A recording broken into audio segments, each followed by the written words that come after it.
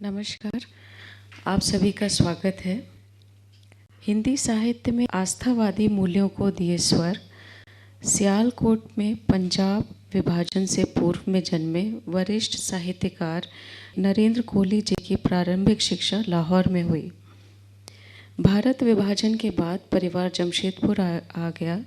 प्रारंभिक अवस्था में हिंदी के इस सर्वकालिक श्रेष्ठ रचनाकार की शिक्षा का माध्यम उर्दू था। हिंदी विषय 10वीं कक्षा की परीक्षा के बाद ही मिल पाया।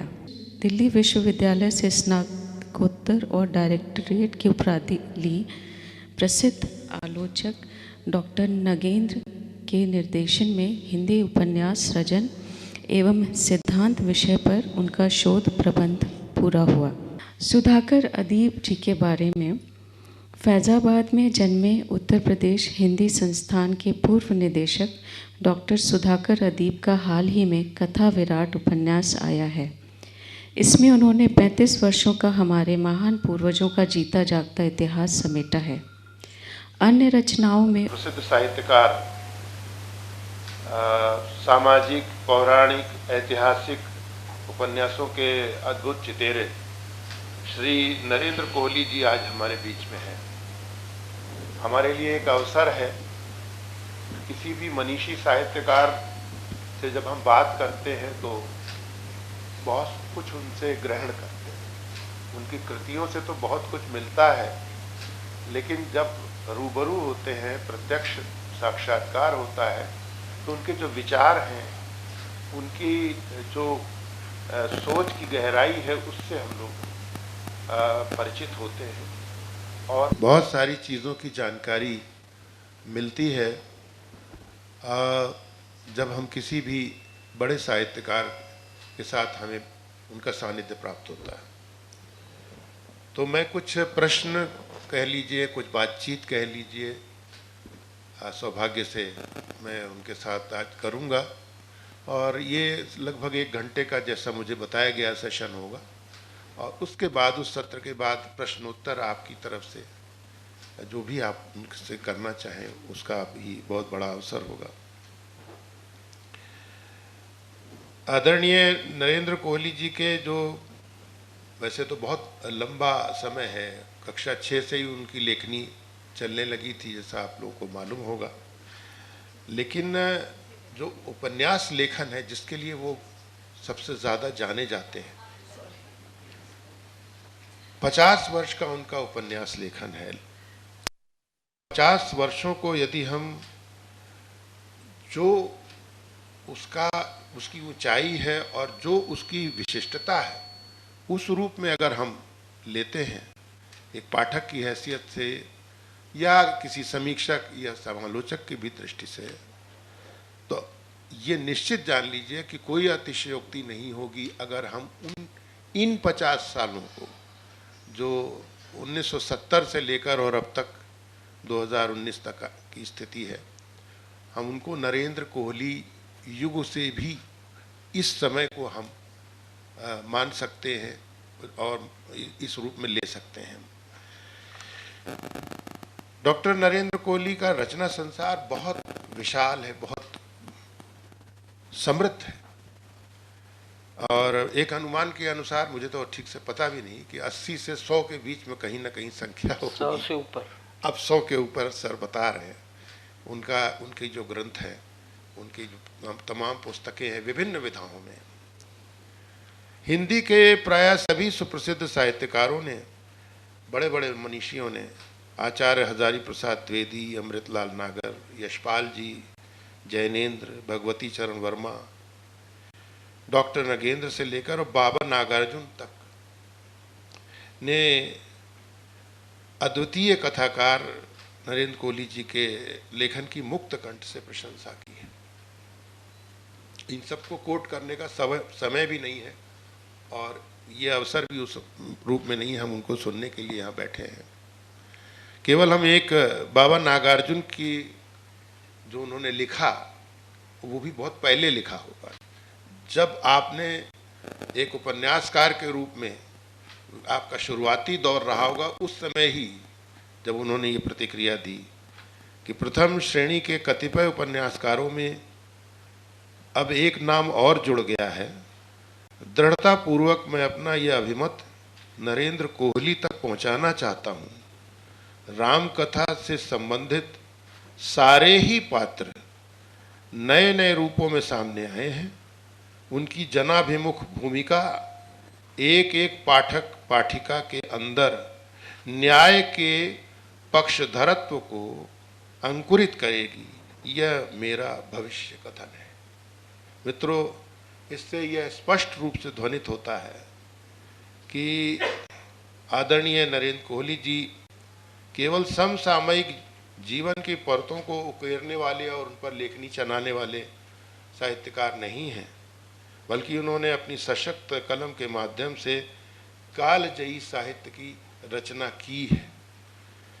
मेरा पहला प्रश्न मैं आप सबकी अनुमति से एक जिज्ञासा के रूप में उनसे करना चाहूँगा। नरेंद्र कोहली जी का एक उपन्यास है बहुत सुप्रसिद्ध, न भूतो न भविष्यति। ये उपन्यास स्वामी विवेकानंद पर जीवनी परक एक उपन्यास है। आप सबने उसको देखा होगा, अध्ययन किया होगा। इस पर उनको व्यास सम्मान भी मिला, बहुत प्रतिष्ठित। कदाचित यह जो उपन्यास है इसी का विस्तृत स्वरूप हमको तोड़ो कारा तोड़ो नामक उनके जो कई खंडों में विभक्त बृहद उपन्यास से मिलता है।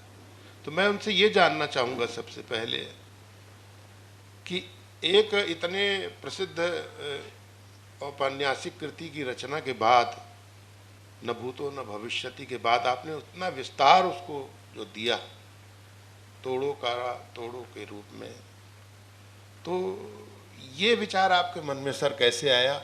स्वयं आया या किसी प्रकाशक, जैसे किताबगर ने शायद उसको छापा है, तो उसके आग्रह पे लिखा है? क्या मन में आपके था जो आपने इतना विस्तार उसको दिया? मैंने तो तोड़ो कारा तोड़ो लिखा था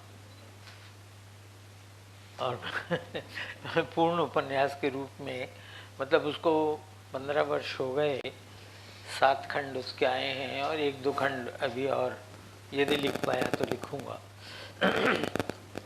ये मांग थी राष्ट्रीय पुस्तक न्यास, नेशनल बुक ट्रस्ट वालों की, कि हमको संक्षिप्त छोटा चाहिए ताकि पाठक कम कीमत हो, कम पृष्ठ हो, हमारा पाठक बड़े उपन्यास नहीं पढ़ता है, इत्यादि इत्यादि। हालांकि मेरा अनुभव ये है, 1975 में दीक्षा आई थी, 1800 पृष्ठ का उपन्यास है रामकथा, आज तक 3 प्रकाशकों से छप रहा है और बिक रहा है। ये महाभारत पर महासमर, ये 8 खंड हैं, 4000 पृष्ठ हैं, छप रहा है, बिक रहा है। बिक किस रहा है मैं इस विश्वास से कहता हूँ क्योंकि प्रकाशक उसकी रॉयल्टी देता है। अगर न बिकता तो रॉयल्टी नहीं देता, वो कहता किताब उठा के ले जा, कोई नहीं खरीदता। उसी तरह से ये तोड़ो कारा तोड़ो तीसरी, ये संयोग है कि ये सारे परिचय में कहीं एक शब्द नहीं आया।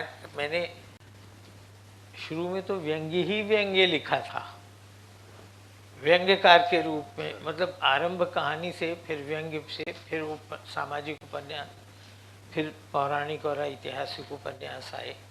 तो ये उनकी मांग पर मैंने संक्षिप्त किया था, पर उनकी मांग इससे भी संक्षिप्त की थी, तो ये फिर अलग रूप में छपा। और उनके यहाँ से जीवनी के रूप में स्वामी विवेकानंद, जो इससे भी आधा है।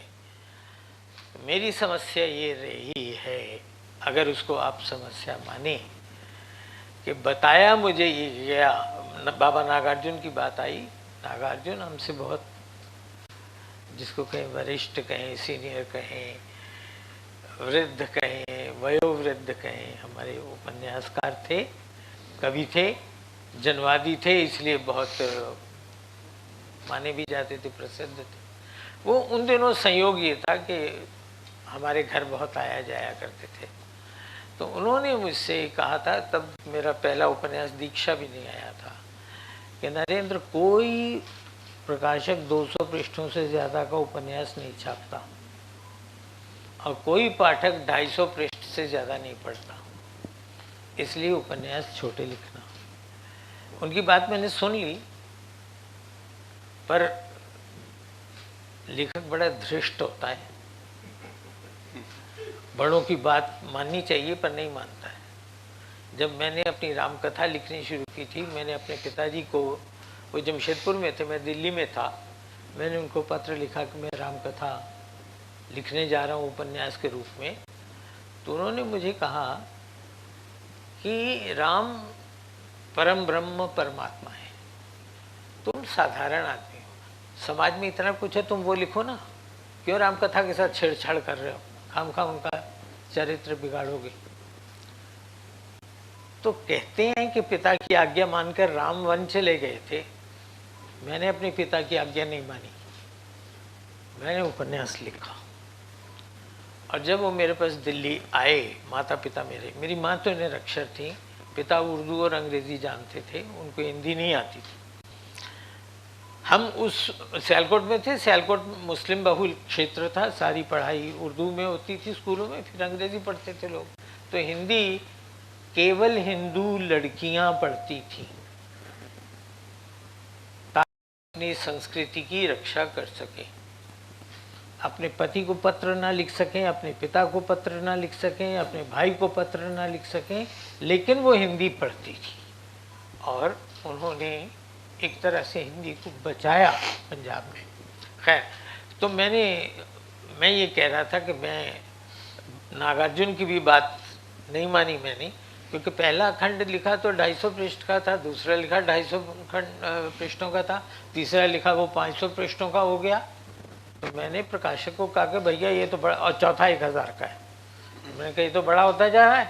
तो बोला तो लिखो ना, जो लिखना है लिखो, तुमको किसी ने रोका है? ना प्रकाशक मना कर रहा है, ना पाठक मना कर रहा है, आप लिखिए। उसी तरह से जब मैंने अपनी आत्मकथा आत्मस्वीकृति के रूप में लिखनी शुरू की, तो शेखर मल्होत्रा हिंद पॉकेट बुक्स वाले, उनको मैंने कहा यार ये तो बहुत लंबा हो रहा है।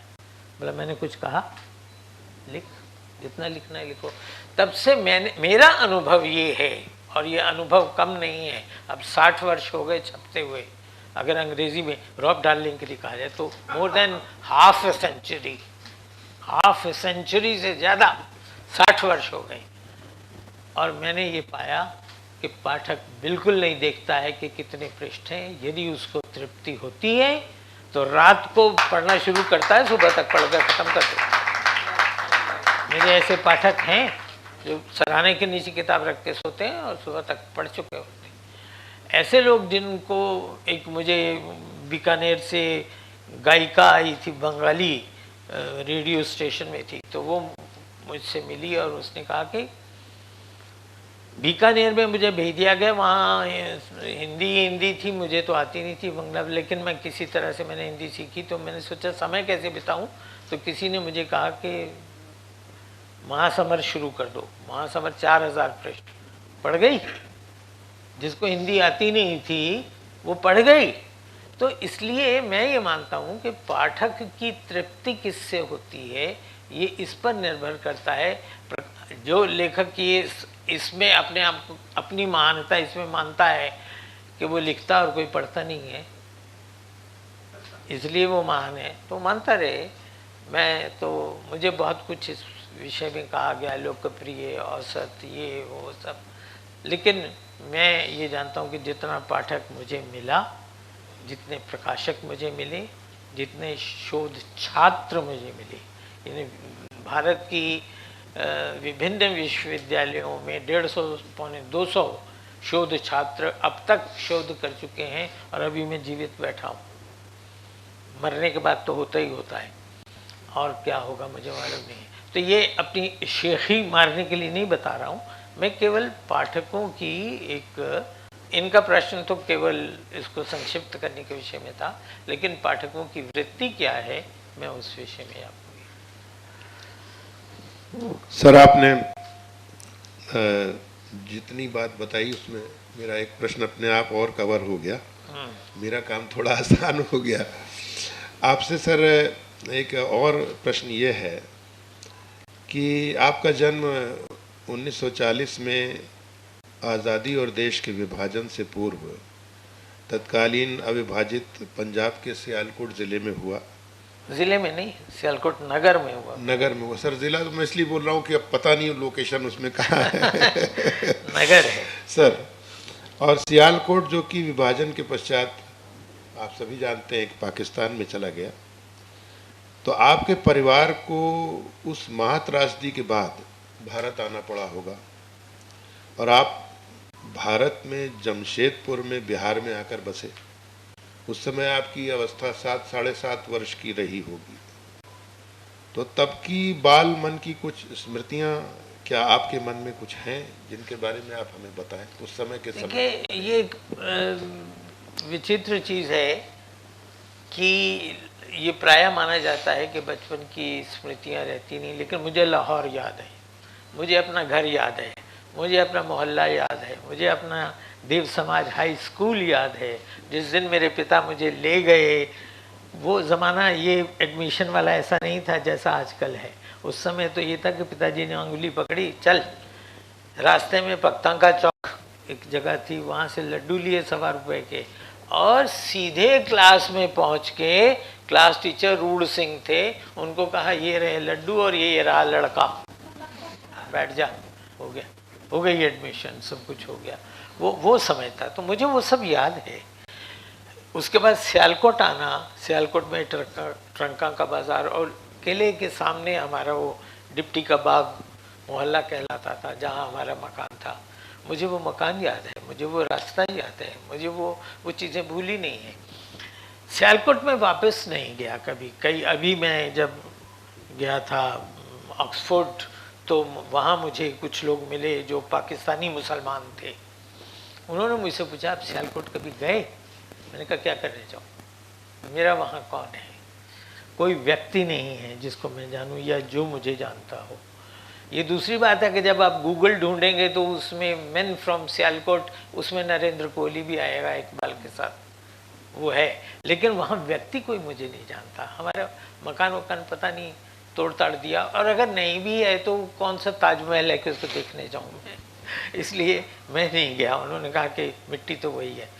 मेरा जो सियालकोट से एक सांस्कृतिक आकर्षण मेरा है, महाभारत आप पढ़ते हैं, उसमें मद्र देश है। मद्र देश का राजा था शल्य, और मद्र की वहाँ की राजकुमारी थी माद्री, जो पांडु की पत्नी थी।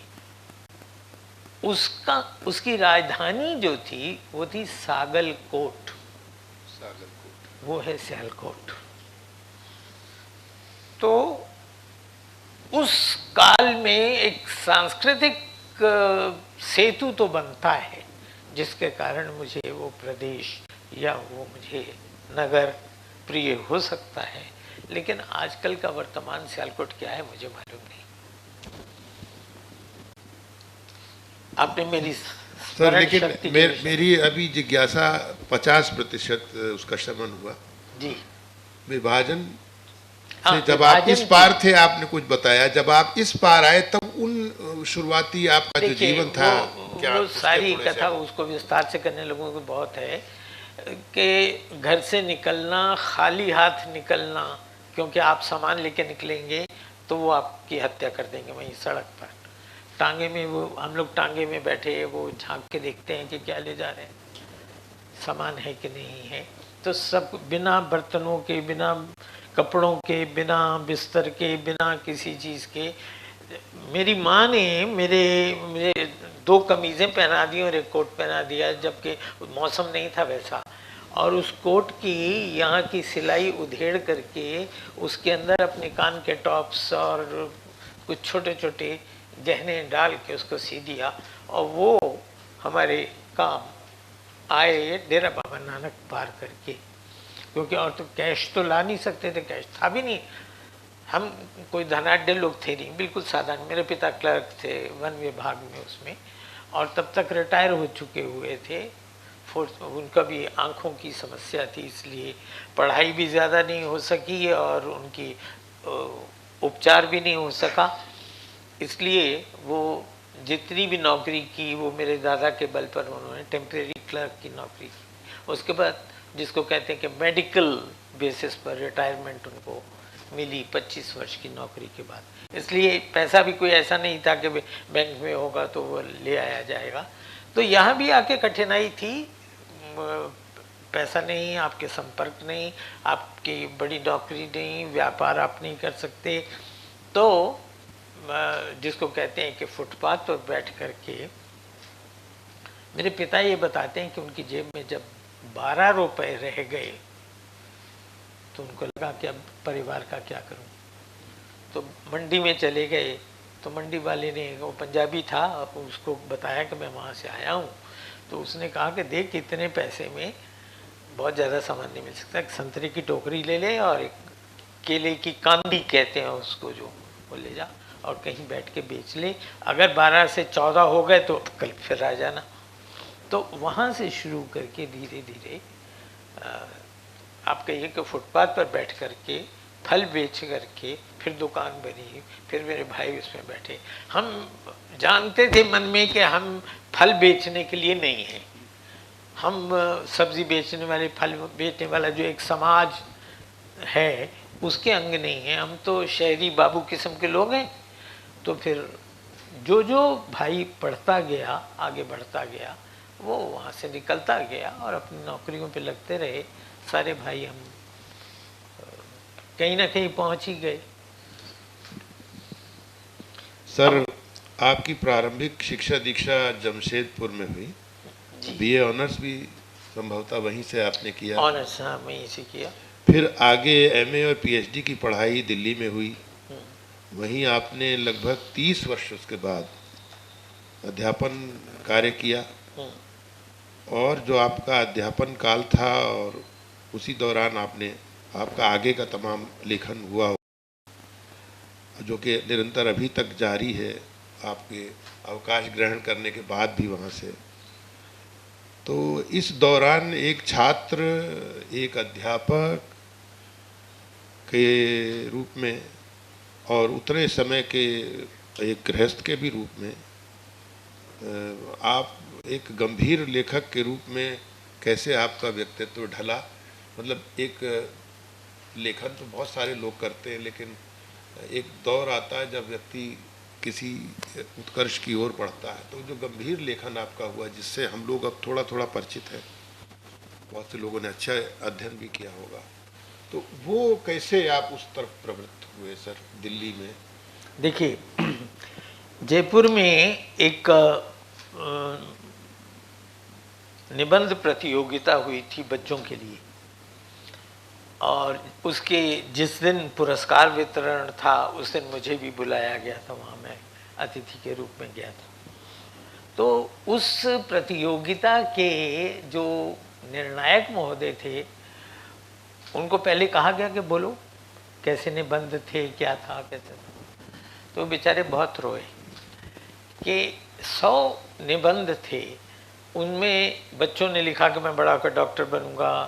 निबंध ये था कि मैं बड़ा होकर क्या बनूंगा, तो मैं डॉक्टर बनूंगा, इंजीनियर बनूंगा, वकील बनूंगा, आर्किटेक्ट बनूंगा, ये बनूंगा, वो बनूंगा, बहुत कुछ था। पर एक बच्चा भी ऐसा नहीं था जिसने लिखा हो कि मैं लेखक बनूंगा। इस बात से वो बहुत पीड़ित थे। जब मैं बोलने के लिए आया और मुझे अंत में बोलना था, ये लाभ होता है अंत में बोलने का कि सब कुछ समेट लिया आपने, तो मैंने उनको कहा कि ये बहुत परेशान है, बहुत दुखी हैं, आहत हैं, पर मुझे रत्ती भर भी आश्चर्य नहीं है, और ना मैं दुखी हूँ ना मैं परेशान, क्योंकि मैं जानता हूँ कि कोई लेखक बनता नहीं है, लेखक तो पैदा होता है। और जब लेखक पैदा होता है तो फिर मैं बड़ा होके बनूंगा ये सोचने की कोई बात नहीं है। जैसे बच्चा गली में गुल्ली डंडा खेलता है, लट्टू खेलता है, क्रिकेट खेलता है, फुटबॉल खेलता है, कुछ भी खेलता है, आप उससे पूछिए कि क्यों खेल रहा है, क्या जवाब देगा वो खेल रहा है क्योंकि सहज स्वाभाविक है उसके लिए, उसी तरह से लेखक के लिए लिखना सहज स्वाभाविक है, वो उसके अंदर से आता है। मैं चौथी कक्षा से मुझे याद है कि अपनी कॉपियों में कहानियाँ लिखता था, कैसी भी लिखता हूँ, जो भी लिखता हूँ।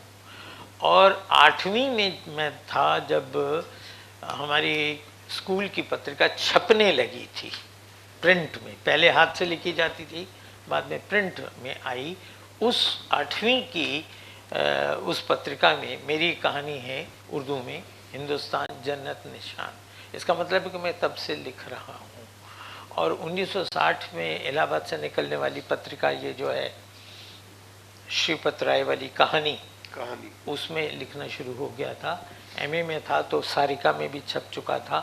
तो मैं तो जब से जानता हूँ अपने आप को, मैं लिखता ही हूँ। और जब लेखक का मतलब ये है कि वो अपनी अभिव्यक्ति को किसी तरह से भी रोक ना पाए और रोकना न चाहे। जो मन में आता है वो प्रकट होना ही है। वाणी शब्द हमारे यहाँ सरस्वती के लिए है, जो लिखती भी है बोलती भी है। वाणी बोलती भी है लिखती भी है। इसलिए मैं ये मानता हूँ कि भाई वो जो एक इच्छा है कि मेरे मन में एक प्रश्न है। मेरे बड़े भाई, मैं घर में 5 भाई थे हम, मैं चौथा था। बड़े भाई हैं, सब आदेश चलाते हैं। माता पिता को तो खैर बोलना ही होता है, उनके विरुद्ध क्या कहना, वो तो माता पिता हैं और वो प्यार भी करते हैं। लेकिन भाइयों का जो शासन था उसमें ये होता है कि बहुत सारी बातें आपको अच्छी नहीं लगती, तो बोल तो सकते नहीं, तो मैं लिखता था। मेरी उस समय की लिखी हुई कहानियाँ, कुछ पानी का जग, गिलास, केतली वगैरह वगैरह, और एक कहानी, तो वो एक तरह से विरोध उनका। उनकी शादी हुई तो लगता नहीं है दिल मेरा उजड़े दयार में, ये मैंने लिखी। भाभी गई मायके तो ये इधर उधर उदास उदास फिरते थे, तो मैंने लिखा लगता नहीं है दिल मेरा उजड़े दयार में। मजे की बात जो मैंने आपको बतलाई कि मेरे घर में मुझसे बड़े जितने लोग थे उनको हिंदी नहीं आती थी। मेरी बहन को आती थी केवल, क्योंकि वो पढ़ती थी वो तो, लेकिन उनसे मुझे कोई खतरा नहीं था। तो बड़े भाई को क्या मालूम मैं क्या लिख रहा हूँ, हिंदी में लिख रहा हूँ, छप रहा हूँ। जब भाभी आई तो उन्होंने कहा आप बड़े कि मेरा भाई कहानियाँ लिखता है, आपको पता भी है कि क्या लिखता है? उन्होंने कहा क्या लिखता है? तो भाभी जो पत्नी होती है ना, वो रात की टीचर होती है, रात को पता नहीं क्या क्या पढ़ा देती है पट्टी। तो उन्होंने मेरे भाई को क्या बताया मुझे नहीं मालूम है, लेकिन भैया ने सुबह मुझे बुला के कहा कि मैं ऐसा तो नहीं हूँ। मैंने कहा तो आप कैसे हैं? बोले ऐसा नहीं हूँ। तो मैंने कहा तो ये कहानी आपके विषय में है ही नहीं, क्योंकि आप ऐसे नहीं हैं। अगर आपने ये किया होता, आप ऐसे होते तो ये कहानी आपकी थी, पर आप तो ऐसे हैं नहीं और आपने ये सब किया नहीं है, तो कहानी आपकी है, ये आपको किसने बताया? ये कहानी आपकी नहीं है। ये नुस्खा मैंने तब से आज तक आजमाया है कि अगर ये सत्य है तो आप मुझे रोक नहीं सकते, और अगर ये झूठ है तो आपकी नहीं है, बात खत्म हुई। तो भाई के विरुद्ध जो विद्रोह एक तरह से चला, वो अपने अध्यापकों के विरुद्ध भी चला और अंततः सरकार के विरुद्ध भी चला। तो जब मैं रामकथा लिख रहा था उस समय इमरजेंसी चल रही थी। उस समय मैंने दीक्षा और नाटक शंभू की हत्या लिखा, लेकिन जो सेंसर कर रहे थे ऑफिसर सरकारी, वो उन्होंने माना रामकथा है, इसको में क्या है, उन्होंने उसको एक तरफ कर दिया। हालांकि लोग मुझे डराते रहे कि कल तू जाएगा, कल जेल, ये सब उनको, किसी को नहीं पता चला कि क्या लिखा है मैंने और किस तरह से वो सरकार के विरुद्ध है, क्योंकि वो तो राक्षसों के विरुद्ध राम लड़ रहे हैं, सरकार के विरुद्ध तो नहीं है। इसलिए मैं जेल जाने से भी बच गया और जो कुछ मुझे लिखना था वो मैंने निर्बाध भाव से लिखा। एक प्रश्न राम कथा से ही संबंधित बहुत अक्सर उठता रहा है, उस पर आपके विचार हम जानना चाहेंगे। कि जो वाल्मीकि रामायण है उसके बारे में फादर कामिल बुल्के से लेकर बहुत सारे विद्वानों ने उसके कई प्रसंगों पर जो है कहा है कि जैसे कि सीता जी का निष्कासन रामराज के समय में, या शंभू वध, उस पर तो सर आपका एक नाटक भी है। उसको क्षेपक माना है। ये माना गया है कि जो भारतीय सभ्यता संस्कृति है उसको बदनाम करने के लिए कुछ तत्वों ने, कुछ दूसरे धर्म के लोगों ने, अन्य मतावलंबियों ने उसके अंदर क्षेपक डाले हैं। तो सर इसमें आप किन किन चीज़ों को क्षेपक मानते हैं? देखिए ऐसा है, आपके क्या विचार? समझ गया मैं आपका प्रश्न, क्षमा करेंगे बीच में काट रहा हूँ। वाल्मीकि रामायण जो है वो रावण वध तक है, उसके आगे जो कुछ भी है वो बात के लोगों का है, क्षेपक नहीं है, प्रक्षिप्त है सारा का सारा। तुलसीदास ने उत्तरकांड, यानी उत्तरकांड में ये तीनों घटनाएं आती हैं, इनको हम उत्तरकांड कहते हैं। उत्तरकांड के नाम से तो उन्होंने खंड लिखा है, लेकिन उसमें भक्ति है, ये चीज़ें नहीं है, ये इनको स्वीकार ही नहीं किया। ये हमारे दो बड़े जो राम कथाकार हैं, और रामायण एक ही है, वो वाल्मीकि है, बाकी राम कथाएं। राम कथाओं में आप जैसे मैंने लिखी तो वो रामायण नहीं है, रामायण वही एक ग्रंथ का नाम है और वो वाल्मीकि है, और वही इतिहास है। अगर इतिहास मानेंगे तो उसी को मानेंगे, बाकी सब जो है वो हम मानते हैं राम कथाओं में।